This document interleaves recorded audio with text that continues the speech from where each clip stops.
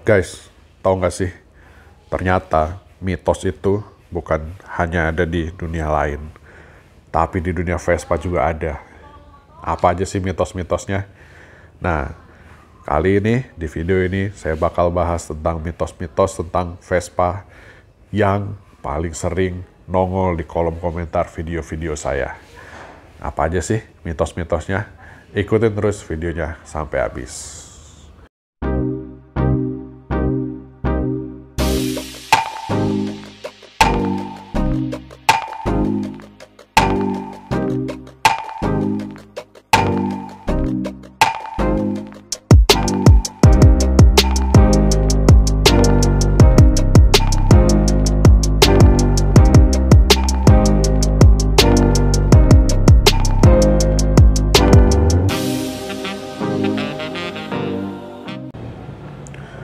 Halo guys, Assalamualaikum warahmatullahi wabarakatuh. Gimana kabarnya teman-teman semuanya?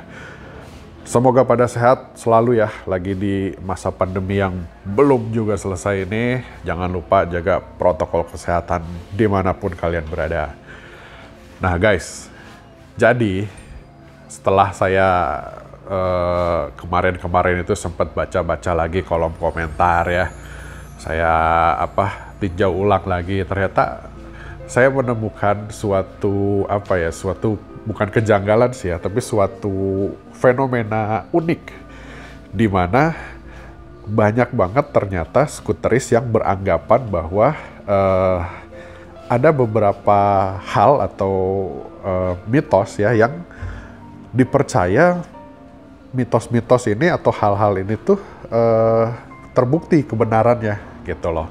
Nah di sini saya bakal bahas ada 4 ya, ada 4 yang saya rekap mitos-mitos yang paling sering diobrolin di kolom komentar saya ini.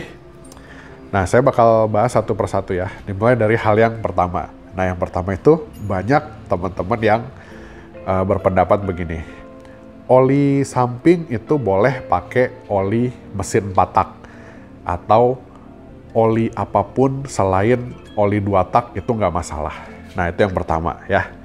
Oke, di sini saya bakal jelasin ke kalian semua. Ini dari sudut pandang saya ya.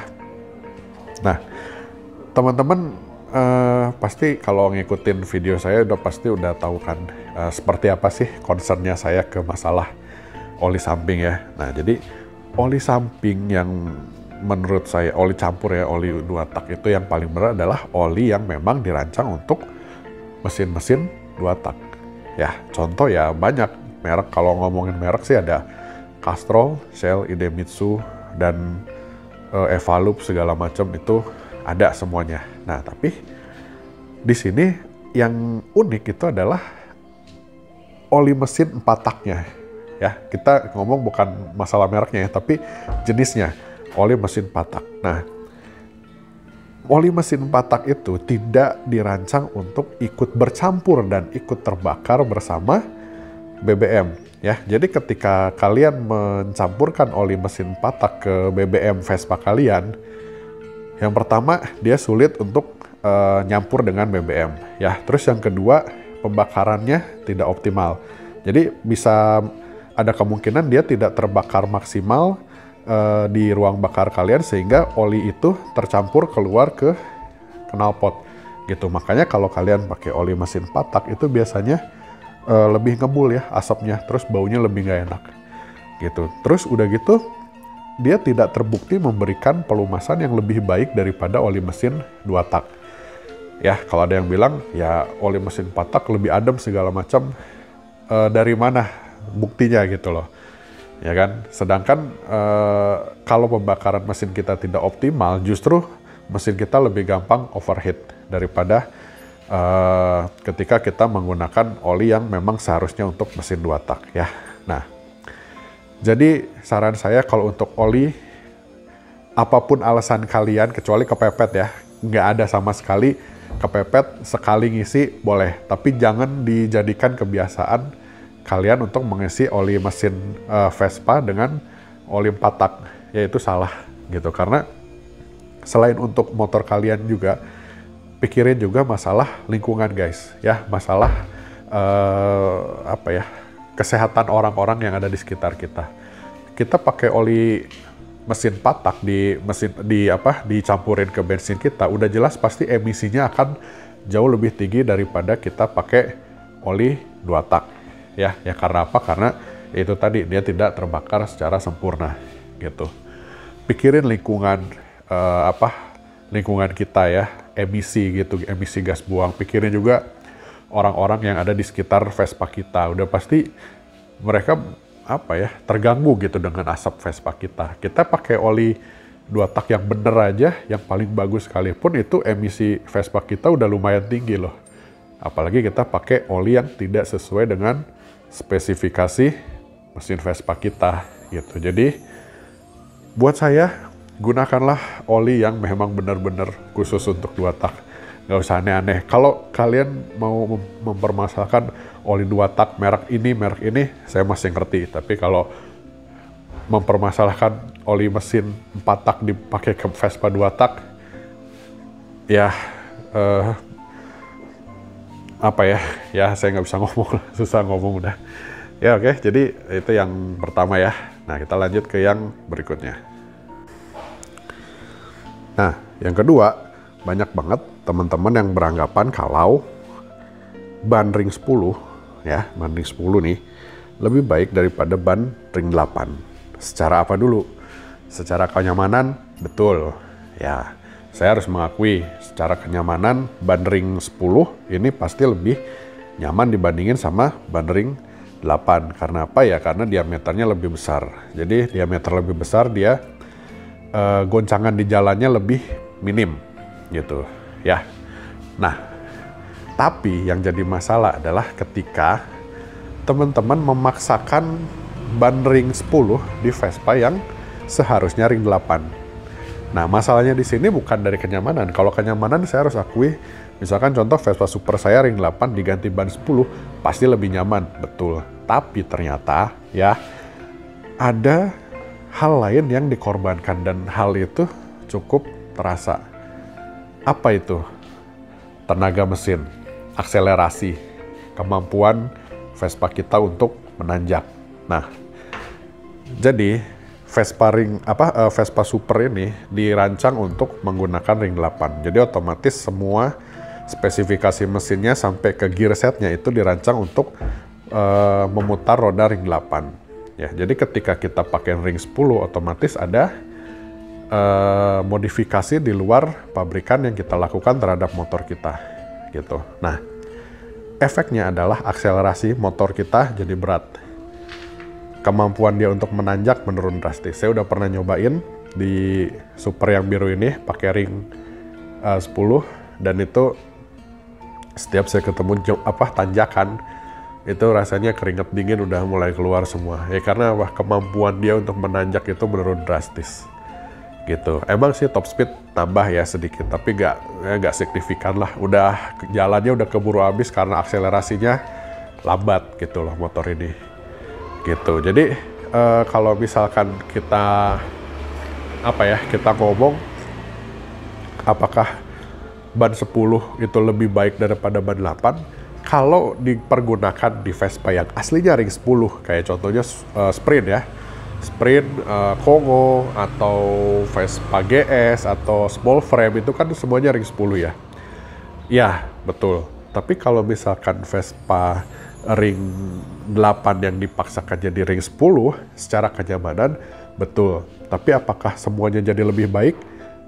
Enggak, gitu. Karena apa? Karena ada hal-hal yang harus kita korbanin, kayak akselerasi dengan kemampuan dia untuk menanjak gitu. Jadi saran saya kalau teman-teman pengen Vespa ring 10, ya belilah yang memang aslinya ring 10. Atau misalkan teman-teman punyanya Vespa Super atau PS ya yang ring 8 atau VBB mau dijadiin ring 10, ya sebaiknya upgrade juga dari sektor mesinnya. Boleh upgrade ke mesinnya sendiri, atau upgrade ke gear setnya. Pakailah gear set yang memang untuk Vespa ring 10 gitu. Supaya apa?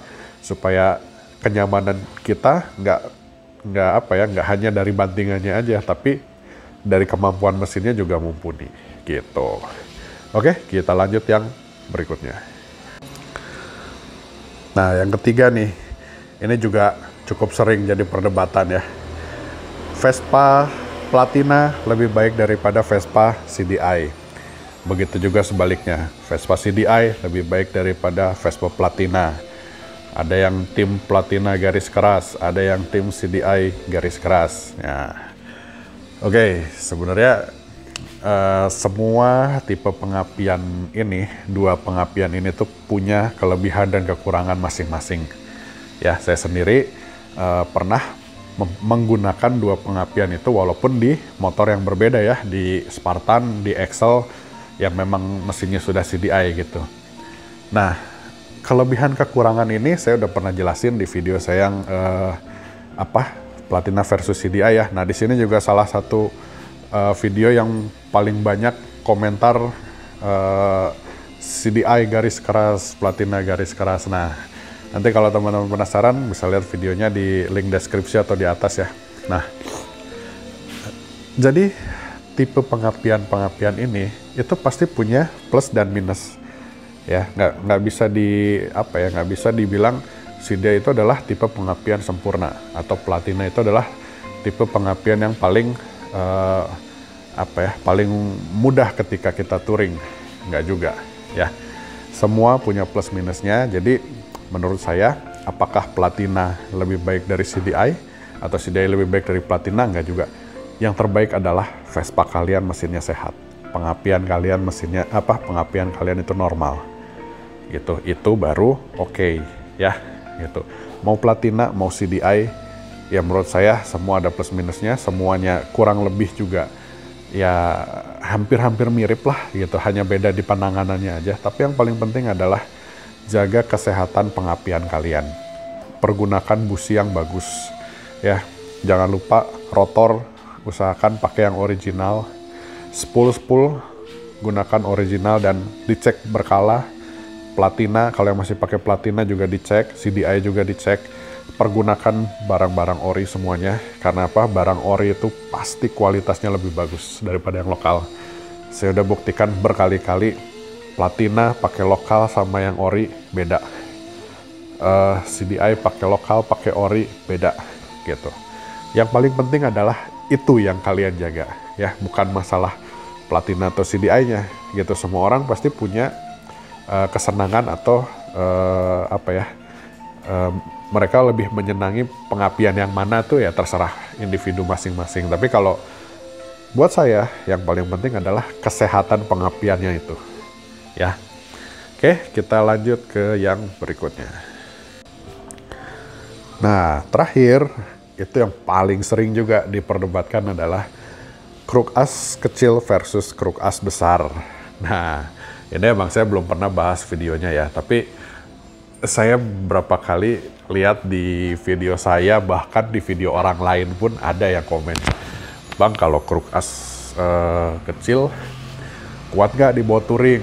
Atau misalkan kruk as kecil tenaganya enak nggak?